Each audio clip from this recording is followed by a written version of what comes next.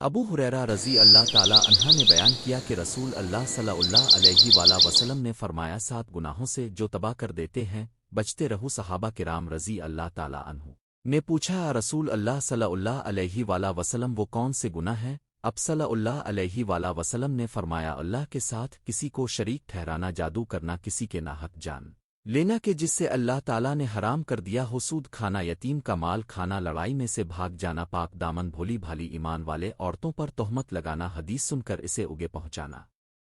صدقہ جاریہ ہے۔ لائک، کمنٹ اور شیئر کرنا نہ بھولیں۔